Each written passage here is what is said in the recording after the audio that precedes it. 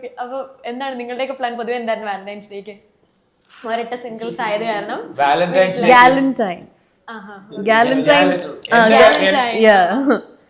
എന്റെ ഞാൻ പറഞ്ഞോട്ടെ,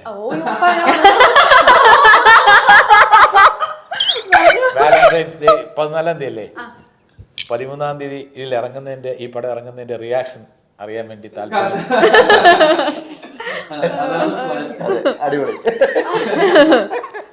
അത് ഇവര് പറയുന്നത് എനിക്ക് ഓൾറെഡി അറിയാം. അതാ ഞാൻ ചോദിച്ചത് കഴിഞ്ഞ വർഷമൊക്കെ എന്തായിരുന്നു ചോദിച്ചത്. മാത്യു മിണ്ടാണ്ടിരിക്കുക, സേഫ് സോൺ, മിണ്ടുന്നില്ല, ചിരിച്ചോണ്ടിരിക്കുക. മാത്യുവിന് വാലന്റൈൻസ് ഡേ ആയിട്ട് ബന്ധപ്പെട്ട് പറയാൻ കഴിയുന്ന ഒരു കാര്യം എന്ന് പറയുന്നത്, മാത്യുവിന് അങ്ങനെ പറയാം, മാത്യുവിന് അങ്ങനെ ഏതെങ്കിലും ഒരു വ്യക്തിയുമായിട്ട് അങ്ങനെ ഒരു ബന്ധമില്ല.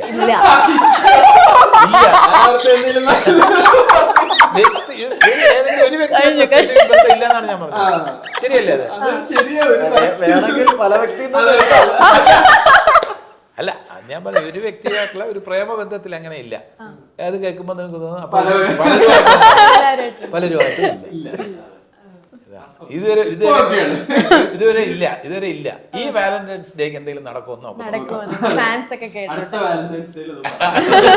അടുത്ത വാലന്റൈൻസ് ഡേക്ക് പറയാം. മാത്യുവിന്റെ മനസ്സിലൊരു കൺഫ്യൂഷനാണ് ഈ കാര്യത്തിൽ. കാരണം വാലന്റൈൻസ് ഡേക്കൊക്കെ അങ്ങനെ പറയത്തക്ക രീതിയിൽ തന്റെ മനസ്സുമായിട്ട്, തന്റെ മനസ്സിലെ ചിന്തകളുമായിട്ട് ഏറ്റവും കൂടുതൽ യോജിച്ച് നിൽക്കുന്ന ഒരാൾ ഇതുവരെ കിട്ടിയിട്ടില്ല. അപ്പൊ സങ്കടം വരുമോ ഫ്രണ്ട്സിന്റെ? ഇല്ല, സങ്കടം ഇന്നലെ നാളെ വരും.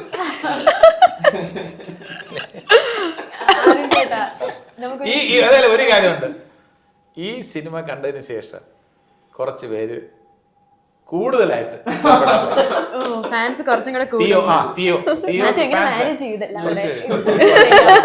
പെൺകുട്ടികളോ, അയ്യോ Theo don't worry Theo, we are with you എന്നൊക്കെ പറഞ്ഞിട്ട്, തിയോ ഡോണ്ട് വറി എന്ന് പറഞ്ഞിട്ട് തിയോയുടെ അടുത്ത് സിമ്പതൈസ് ചെയ്ത് കുറെ പേര് വരും എന്നുള്ളവർക്ക് സംശയം. അതിൽ സംശയം ഉണ്ടോ? തിയോ വി ലവ് യു എന്നൊക്കെ പറഞ്ഞിട്ട് കുറച്ച് പേര് മെസ്സേജ് വരും. അങ്ങനെ ഒരു ക്യാരക്ടറാണ്. അതുകൊണ്ടാണ് ഞാൻ പറഞ്ഞത്, ഞാൻ കളിയാക്കി പറഞ്ഞതല്ല. അങ്ങനെ ഒരു ക്യാരക്ടർ,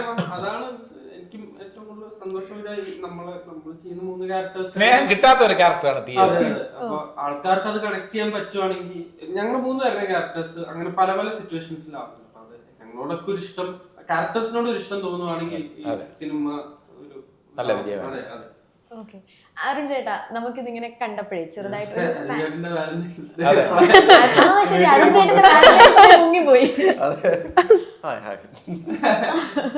ഓക്കെ, അരുൺ ചേട്ടാ, നമുക്ക് സിനിമ കാണുമ്പോഴേ ഒരു ഫാന്റസി സാധനം തോന്നി? അങ്ങനെ എന്തെങ്കിലും ഒരു എലമെന്റ് ഉണ്ടോ? ഒരു ഇബ്ലീസിന്റെ ഒക്കെ പോലെ ഒരു ഫാന്റസി ഫാന്റസി എലമെന്റ്. അതായത് നമ്മൾ ഫാന്റസി എലമെന്റ് ഇപ്പോൾ നമ്മൾ എപ്പോഴും ട്രീറ്റ് ചെയ്യുന്നത് ഓഡിയൻസിന്റെ പെർസ്പെക്റ്റീവിൽ കാണിക്കുമ്പോഴാണ് അത് ഫാന്റസി എലമെന്റ് ട്രീറ്റ് ചെയ്യുന്നത്. നമ്മൾ ഇതിൻ്റെ അകത്ത് നമ്മുടെ ഈ ക്യാരക്ടറിന് തിയോ കടന്നു പോകുന്ന കുറച്ച് ഏരിയകളുണ്ട്, അതായത് ഫാന്റസി എലമെന്റ് ടച്ച് ചെയ്യുന്ന പോകും. പക്ഷെ നമ്മൾ ഒരു പോയിന്റ് കഴിയുമ്പോഴത്തേക്ക് ഇവന്റെ പെർസ്പെക്റ്റീവിലാണ് നമ്മൾ കഥ പറയുന്നത്. അപ്പൊ അവൻ കാണുന്ന ചില സാധനങ്ങളുണ്ട്. അപ്പൊ അവന്റെ പെർസ്പെക്റ്റീവ് കാണുമ്പോൾ പിന്നെ നമ്മൾ റിയലിസ്റ്റിക്കലാണ് കാണിക്കുന്നത്. അതാണ് എൻ്റെ ഒരു വരുന്നത്. അതായത് ചിലർക്കൊക്കെ വേണമെങ്കിൽ ഞാൻ പറയാം, ഈ കഥയായിട്ട് ബന്ധപ്പെട്ടല്ല, ചിലർക്ക് ആത്മാക്കളുമായി സംസാരിക്കാനും ഇടപെടാനും ഒക്കെ കഴിയുന്നുണ്ട്. അത് നമ്മൾ അവരുടെ അടുത്ത് പറയും, അതെങ്ങനെ ആരുമായിട്ട് സംസാരിച്ചെന്ന, അവർക്ക് മൺമറഞ്ഞ ആൾക്കാരുമായിട്ട് സംവദിക്കാൻ കഴിയുന്നുണ്ട്, അവരെ കാണാൻ കഴിയുന്നുണ്ട് ചിലർക്ക്. അതിൽ വിശ്വാസം ഇല്ലാത്തവർക്ക് വിശ്വാസമില്ല, വിശ്വാസമുള്ളവർക്ക് വിശ്വാസമുണ്ട്. എനിക്ക് അങ്ങനെ അനുഭവങ്ങളില്ല. പക്ഷെ എന്നെ സംബന്ധിച്ചിടത്തോളം എനിക്ക് വി ആർ കൃഷ്ണയ്യർ അദ്ദേഹത്തിൻ്റെ ഒരു അനുഭവക്കുറിപ്പ് എഴുതിയതിൽ അദ്ദേഹത്തിൻ്റെ മൺമറഞ്ഞ ഭാര്യയുമായിട്ട് അദ്ദേഹം സംവദിക്കാറുണ്ടായിരുന്നു എന്ന് എഴുതിയത് എന്നെ അത്ഭുതപ്പെടുത്തിയിട്ടുണ്ട്. കാരണം അദ്ദേഹത്തെ പോലെ എത്ര ഒരു വലിയ മനുഷ്യൻ, ബുദ്ധിജീവി, വളരെ, അദ്ദേഹം പറയുമ്പോൾ കള്ളം പറയേണ്ട കാര്യമില്ല, അദ്ദേഹം അങ്ങനെ സംവദിച്ചിരുന്നു എന്ന് പിന്നെ മലയാള മനോരമ ഒരു സൺഡേ എഡിഷനിൽ അദ്ദേഹത്തിൻ്റെ ഡീറ്റെയിൽ ആയിട്ടുള്ള ഒരു റൈറ്റപ്പ് ഉണ്ടായിരുന്നു. അപ്പോൾ അത് നമുക്ക് അവിശ്വസിക്കേണ്ട കാര്യമില്ല. ഇപ്പോൾ ഓജോ ബോർഡൊക്കെ ഇല്ലേ, അത് ആ ബോർഡിലേക്ക് കാര്യങ്ങളൊക്കെ വിശ്വസിക്കുന്നവരുണ്ട്, വിശ്വസിക്കാത്തവരുണ്ട്. ഇപ്പോൾ ഹിപ്നോട്ടിസം അതൊക്കെ ഒരു ശാസ്ത്രമായിട്ട് അംഗീകരിക്കുന്നുണ്ട്.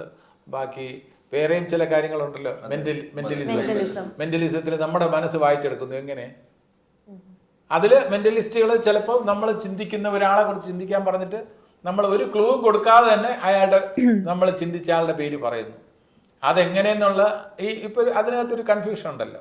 ഈ കൺഫ്യൂഷൻ ഈ കഥയിലെ ക്യാരക്ടേഴ്സിന് ഉണ്ടാവുന്നുണ്ട്. അപ്പോൾ അത് റിയൽ ആയിട്ടുള്ള ആത്മാക്കൾ അല്ല, ആണ്, അല്ല എന്നുള്ള ഒരു ചർച്ചാ വിഷയമാവട്ടെ എന്നുള്ളത് നമുക്ക് താല്പര്യമുണ്ട്. പ്രേക്ഷകർക്ക് വിട്ടുകൊടുക്കും. പ്രേക്ഷകർക്ക് വിട്ടുകൊടുക്കാൻ ഓക്കെ. അങ്ങനെയൊക്കെ നടക്കാം.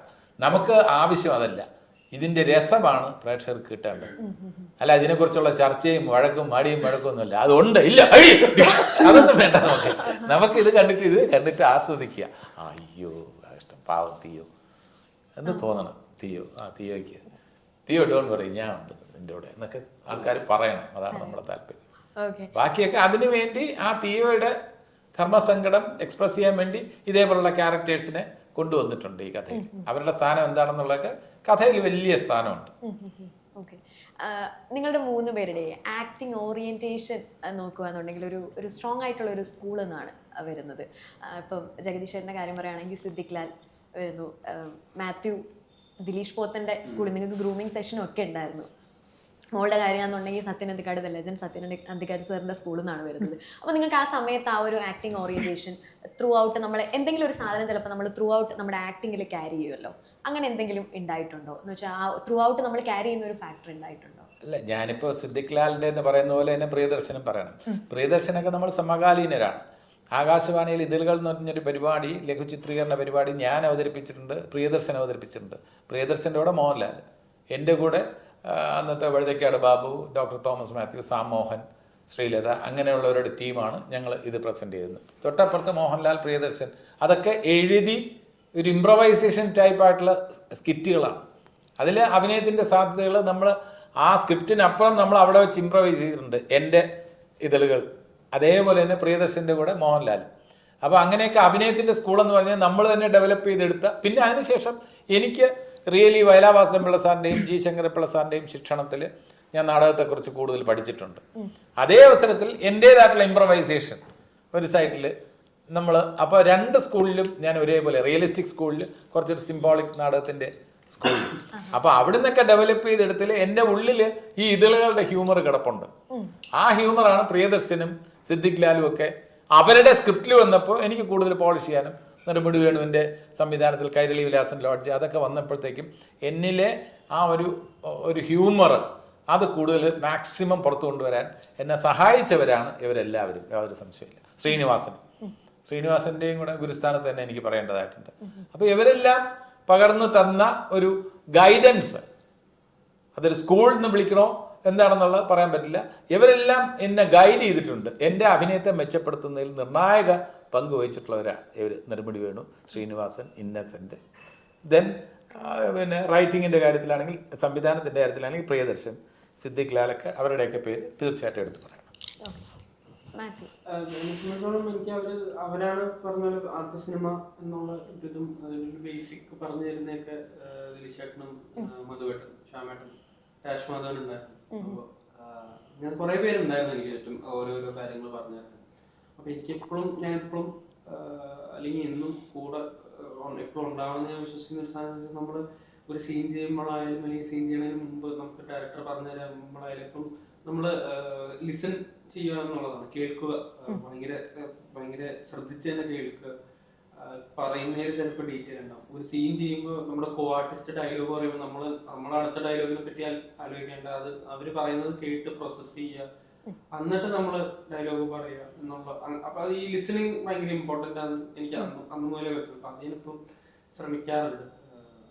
അതാണ് ഞാനിപ്പം കൂടെ പിന്നെ പറഞ്ഞ ഒരു ജേർണിയാണെന്ന് തോന്നുന്നു. നമ്മൾ ഓരോ സിനിമ ചെയ്യുമ്പോൾ അല്ലെങ്കിൽ ഓരോ സീൻ ചെയ്യുമ്പോഴൊക്കെ ആയിരിക്കും നമുക്ക് ഓരോ കാര്യങ്ങൾ ഓർമ്മ തന്നെ. എപ്പോഴും നമ്മളൊരു സീൻ ചെയ്താൽ നമ്മൾ വീട്ടിൽ പോയി കിടന്നുറങ്ങുമ്പോഴത്തേക്ക് ജീവിതം ഇങ്ങനെ ചെയ്തെന്നുള്ളൊരു ചിന്ത വരികയായിരിക്കും. നമുക്ക് അത് പറ്റില്ല, പിന്നെ തിരിച്ചു വെച്ച് അപ്പൊ നമ്മളത് അടുത്തേല് പ്രാവർത്തികമാക്കും. ചിലപ്പോ കുറെ അൺലേണിങ്ങുകൾ ഉണ്ടെന്ന് തോന്നുന്നു. നമ്മള് ഇത് ഓക്കെ ആയിരിക്കുമെന്ന് വിചാരിച്ച് ചെയ്യുന്ന കുറെ ചിലപ്പോ നമ്മൾ ഉദ്ദേശിക്കുന്ന പോലെ വരണം എന്നില്ല. അപ്പൊ നമ്മളത് മനസ്സിലാക്കുക, അത് ഇങ്ങനെ ആയിരുന്നില്ല. അപ്പൊ അങ്ങനത്തെ ഒരു കോൺസ്റ്റന്റ് ജേർണിയാണ്. നമുക്ക് ഇതെല്ലാം കൂടെ ഒരുമിച്ച് പഠിക്കാൻ പറ്റില്ല എന്ന് വിശ്വസിക്കുന്നു. ഓരോ പോകുന്ന പോക്കിലും അത് ഡിസ്കവർ ചെയ്യാന്നുള്ള ഒരു എക്സൈറ്റ്മെന്റ്.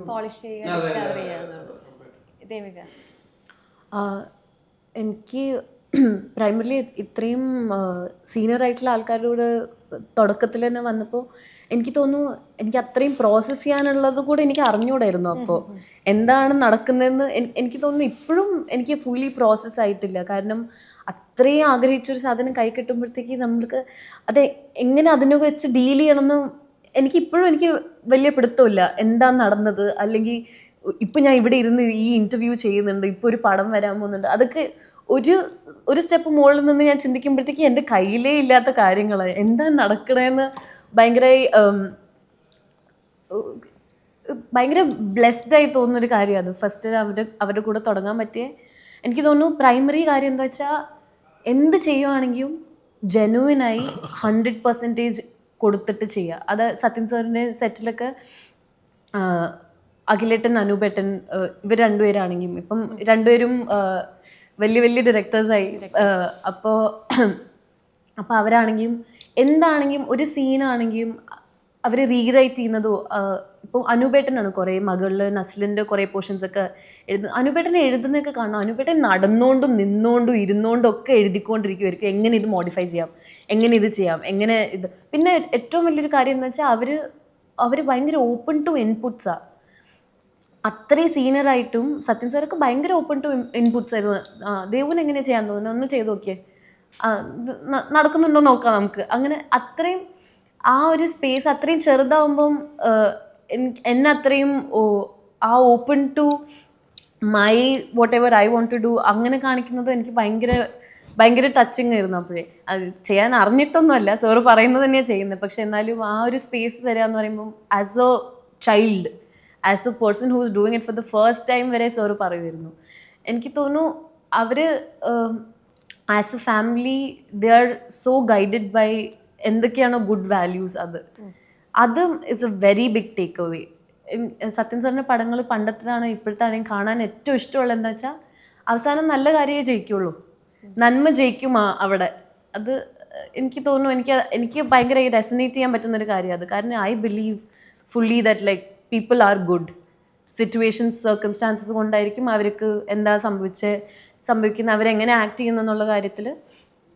അപ്പോൾ അതിൻ്റെ ഒരു ജയം ഉള്ള എലിമെൻറ്റ്സ് ഉള്ള കാര്യങ്ങൾ കാണാനും അതിൻ്റെ ഒരു ഭാഗമാവാൻ പറ്റിയതൊക്കെ ഭയങ്കര സന്തോഷവും ഗ്രാറ്റിറ്റ്യൂഡും ഒക്കെ തരുന്ന കാര്യങ്ങളാണ്.